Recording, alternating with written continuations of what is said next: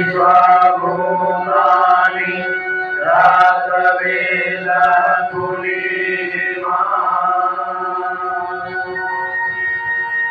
पवित्री।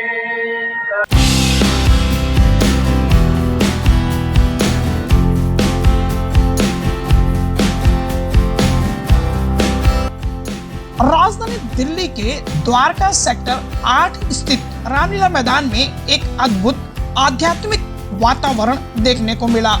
अवसर था अखिल विश्व गायत्री परिवार शांति कुंज हरिद्वार के मार्गदर्शन में आयोजित 251 कुंडीय गायत्री महायज्ञ का, जहां 20 से 24 नवंबर तक चले इस आयोजन में हजारों श्रद्धालुओं ने भाग लिया।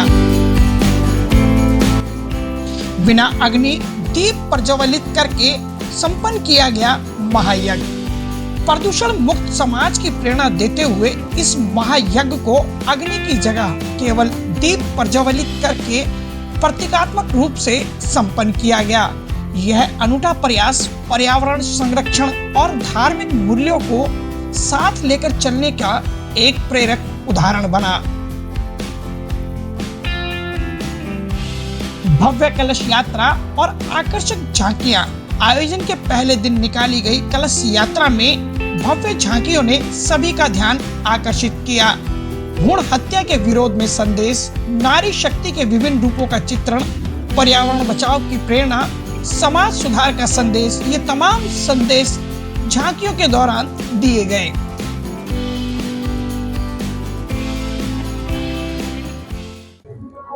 बड़ा सौभाग्य का दिवस है।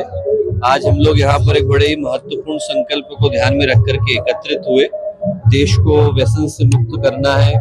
अंगदान के रूप में जो महादान है उसको हृदय में धारण करके ये आज जो दिल्ली में यज्ञ संपन्न हुआ, उसके लिए दिल्ली की सारी आयोजन समिति को, गायत्री परिवार को हम लोग हृदय से शुभकामनाएं देते हैं।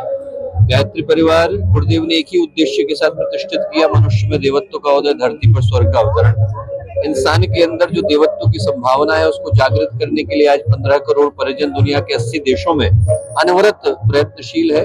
और आज की जो आहुति है जो लोगों ने अपने कर्म के माध्यम से दी, वो अनेकों के जीवन में अच्छी भावना का प्रवाह करने में सफल हो, सशक्त बने, ऐसी प्रार्थना हम देव शक्तियों से करते हैं।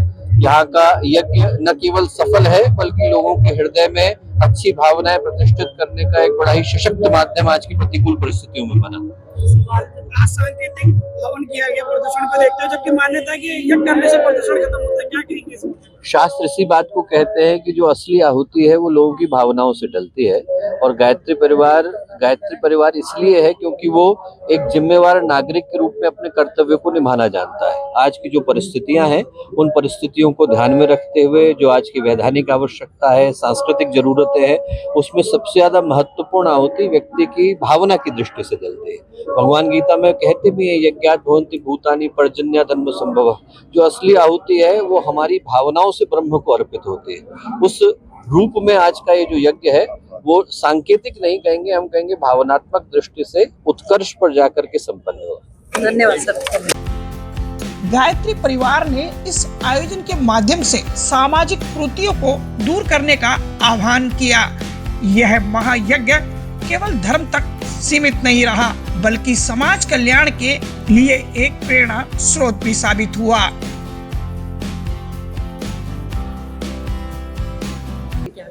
ये तो बहुत ही इमोशन के और मुक्ति के लिए बहुत ही बढ़िया उन्होंने बताया, गुरुजी ने सुझाव। तो ये देने की जो इच्छा बता रहे हैं वो उसी के बारे में अभी डॉक्टर अरविंद कुमार बोलेंगे भी कि आज के दिन हमारी जनता को बहुत ये जरूरत है, क्योंकि लाखों लोग ये अपनी मृत्यु हो जाती है उनकी, क्योंकि उनका कोई न कोई ऑर्गन फेल हो गया। तो ये हमारे जहन में अभी नहीं है कि अपनी किसी को बहुत बुरी मतलब ब्रेन डेथ वगैरह हो जाती है तो एक भावना है कि एक शख्स की 6 जिंदगी बचा सकती जाए।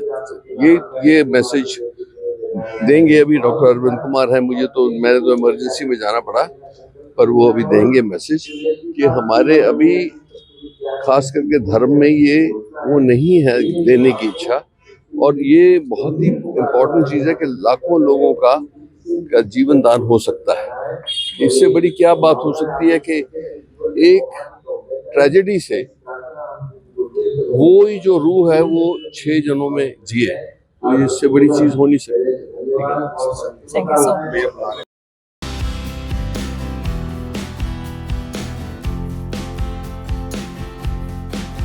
डॉक्टर चिन्मय पांडे ने अपने प्रखर उद्बोधन से युवाओं को प्रेरित किया और इस मौके पर धार्मिक ऑडियो पुस्तकों का विमोचन किया गया, जिसका लाभ श्रोता सुनकर भी ले सकेंगे।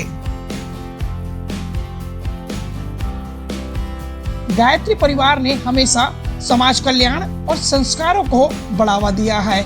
यहाँ हर वर्ग के लिए निःशुल्क संस्कार आयोजित किए जाते हैं। यज्ञ पद्धति को प्राचीन भारत की संस्कृति का अभिन्न हिस्सा मानते हुए इसे बढ़ावा देना ही गायत्री परिवार का मूल उद्देश्य है। धर्म और पर्यावरण का अनोखा संगम।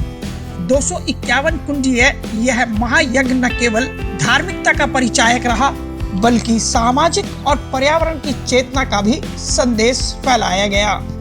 यह आयोजन भारतीय संस्कृति और समाज कल्याण का एक अनुपम उदाहरण बन गया।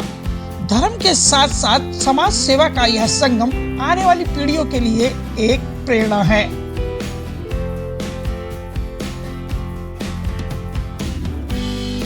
नई दिल्ली से सहयोगी गुलशन सैफी के साथ किरण शर्मा की रिपोर्ट।